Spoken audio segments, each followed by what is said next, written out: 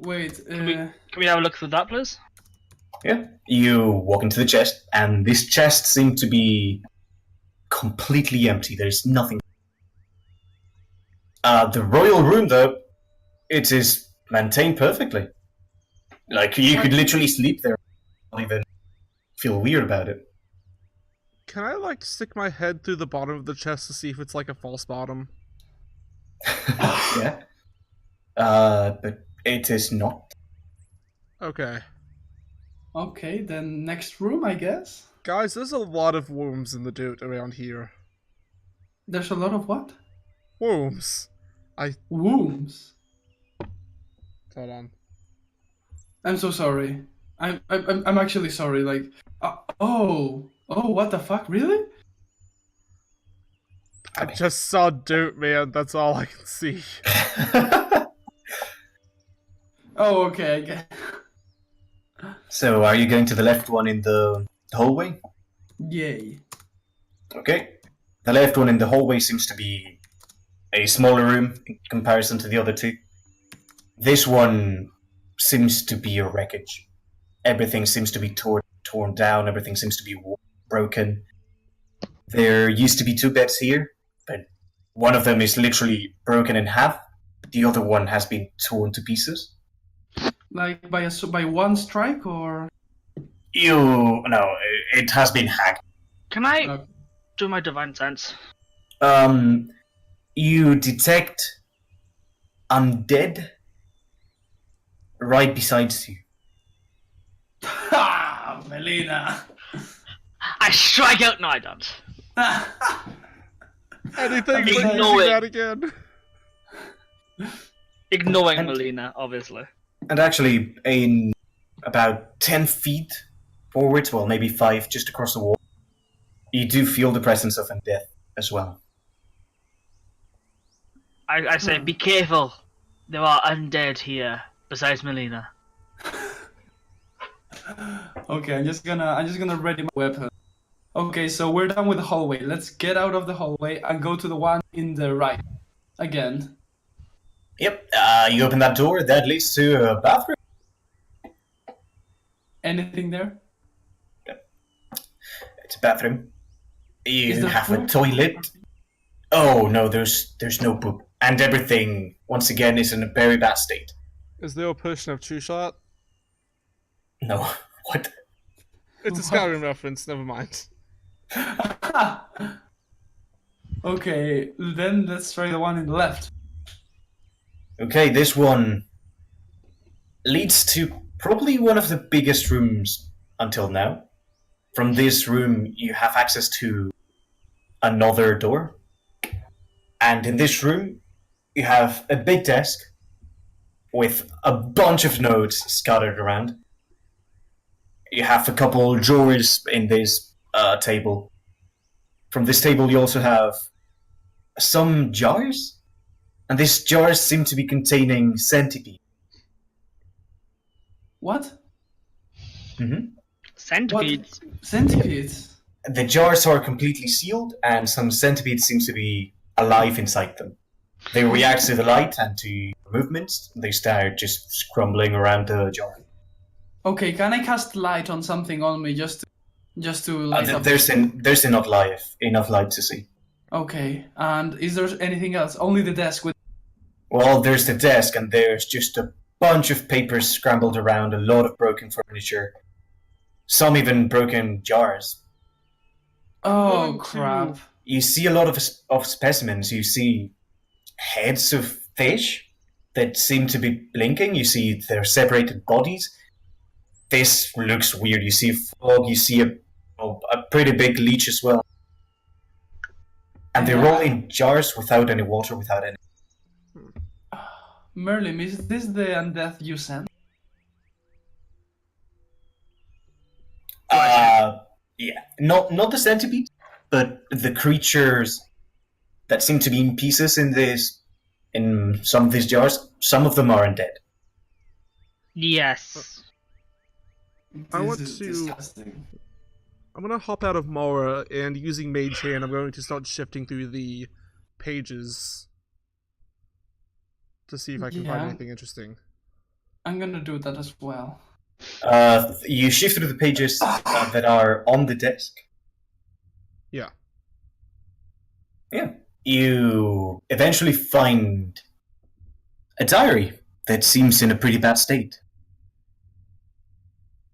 Okay. I Huh. read through it. You want to read it? Yes.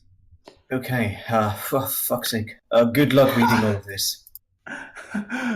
Oh, this is what you were talking about the other day. Yeah.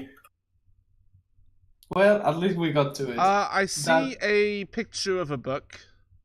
Yep. Yeah. You have it in the handouts.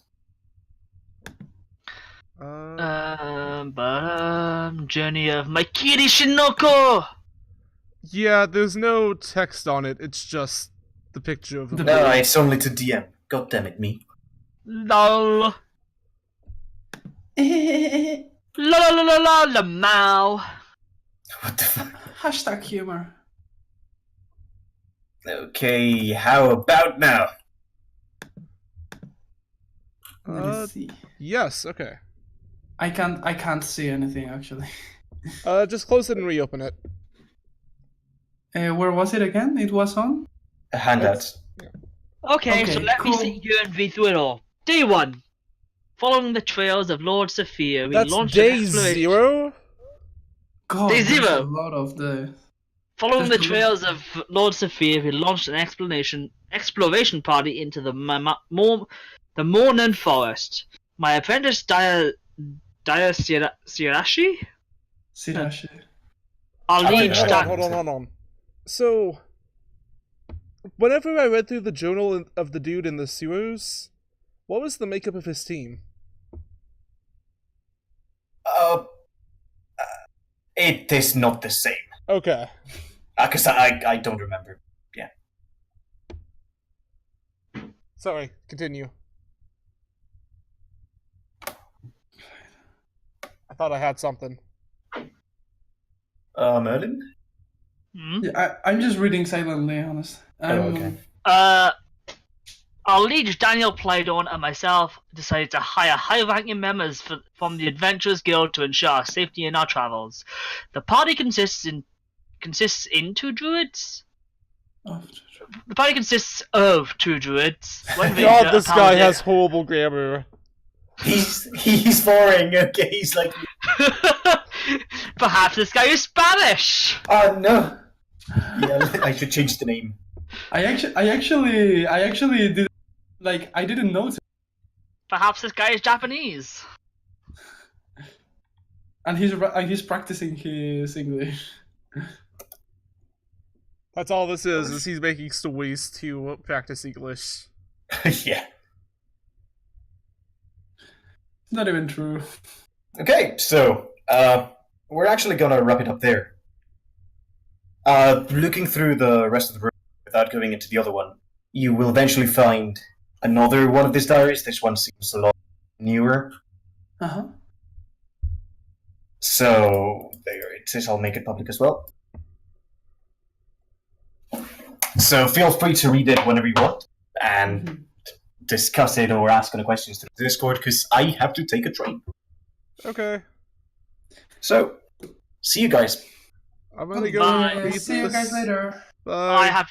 I have to go as well. I got a friend wanted to chat. Well, Another goodbye, friend. guys. Okay, and it's just us. So, I'm going to go ahead and read through these. That's all the rest of this episode is going to be, so if that's not your cup of tea, feel free to go, but here we go. The Journal of Muraki Shinko. Day 0. Following the trails of Lord Saphir, we launched an exploration party into the Morin Forest.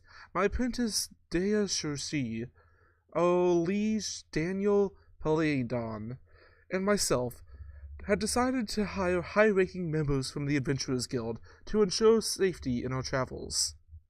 The party consists of 2 druids, 1 ranger, a paladin, and a fighter. While these people have answered the call for gold and the promise of adventure, our security is not guaranteed. Therefore, Lord Paldon assigned 3 of his own soldiers as escorts. I fear what may happen with these people if we are to carry out our investigation. And what we find what Lord Severia came to seek. Day 5. The trials left by Lord Severia are scarce, but through our information, the knowledge of these adventurers, we seem to be on the right path. Perhaps they may be more useful than initially speculated. The Moran Forest is large and dangerous. We have been attacked by several forest creatures a dozen times.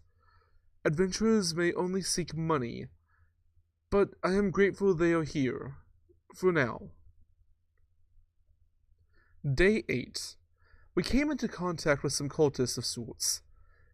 Their numbers all wore the same attire, a long black tunic that extended from a pointy hood to their ankles, covering them completely, and decorated by several gold and crimson linings. We have never encountered these people, but the descriptions match their robes. While I was interested in establishing conversation with them, the adventurers feared conflict, thus we avoided them. Day 13. We can see it. The pink trees narrated in Lady Tome's diary are within our field of view. The weather won't let us advance more today. I am eager to see the secrets this land holds. Following the river trail, we may arrive at pink trees. The druids affirm that they've never seen anything like this. When the bark is cut down, they rot extremely fast. Perhaps an odd chemical reaction occurs once their innards are exposed to the air. We require more experimentation. Day 15. A lake. A gigantic lake. Mist surrounds the area. We cannot see where the pink trees end.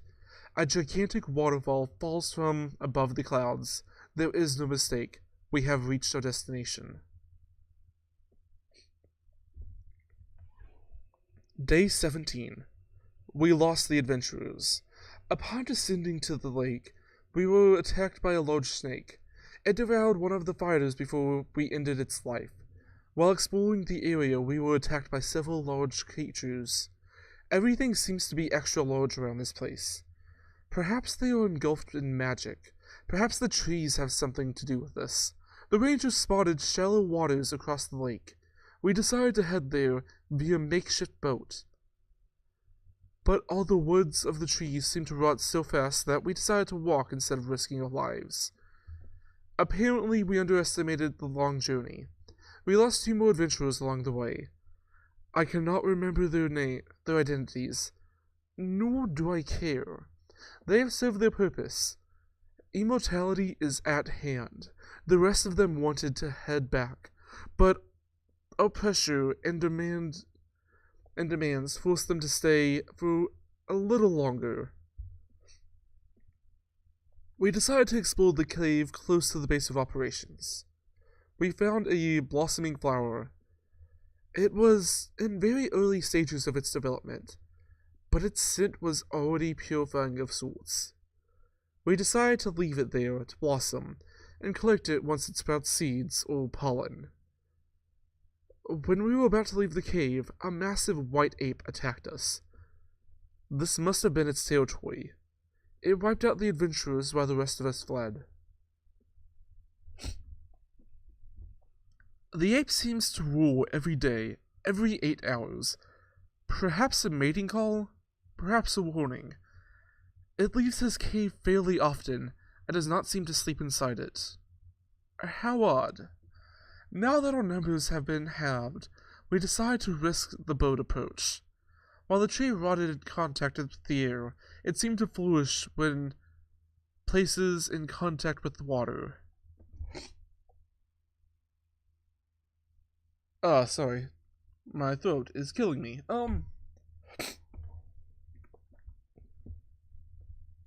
Where was I? It seemed to flourish in places in contact with water, leading us to have to stop several times during the journey to cut down the branches that sprouted of it. There are creatures of immense size down there. This lake seems deeper than the sea itself. I need to create water-breathing potions as soon as we hit land. A house is at the center of the lake.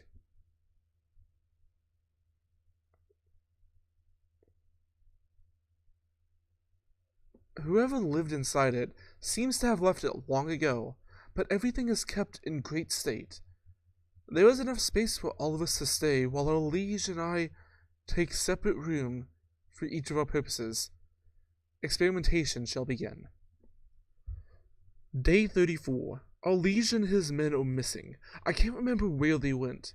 These waters produce sediments inside the bloodstream. Consuming them may make its user feral. Their eyes glow red, and they seem to be impervious to damage. Fire, however, scares them. No matter how brave in life, after the eyes have turned red, fire will send running for the hills.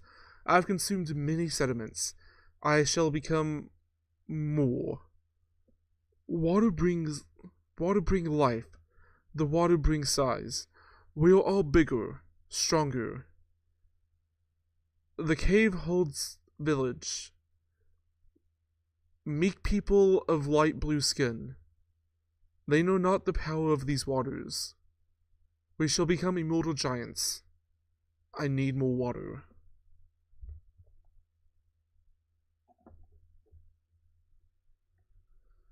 The Journal of Dea Shirashi. We have lost the pass of time in this god-forsaken land. The master seems to be delirious. He has contracted several diseases from the waters, yet he craves them. Fearing these waters, I have not tempered with them just yet. The adventurers that so kindly lend their aid are all dead, and I have not seen nor heard anything of Lord Severia or his retainers since they left towards the village. Master has become delirious. He is bigger and stronger than before, and for sure effect from the waters. This would explain how the fauna around this area is so large.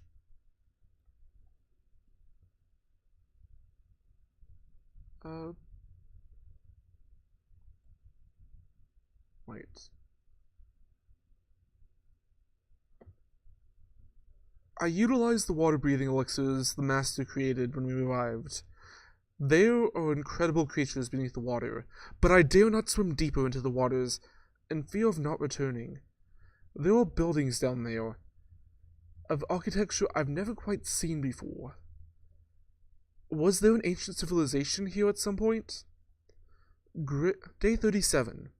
Grave news for myself. The master is gone. He left at night. I could not stop him. He said he desired water and jumped straight into the lake, heading towards the village inside the cave. I have been left alone, in a place of legend where animals grow tall as buildings and logic fails. I cannot let this opportunity go unchecked. I will continue my master's will. Upon killing a big fish for food, it revealed a parasite. The centipede-looking parasite sprung into action as soon as the fish died. It took control over its body and wildly flailed around. I captured it in a jar. The creature cannot die. I have burned it, chopped it, slashed it, gave all kinds of poisons and chemicals. The host has been removed, but the parasite will not die. No, it dies, but it comes back to life. Its body cannot be destroyed. I feel how this fish caught this parasite. Day 43. I have reasons to believe that these waters are contaminated by this parasite.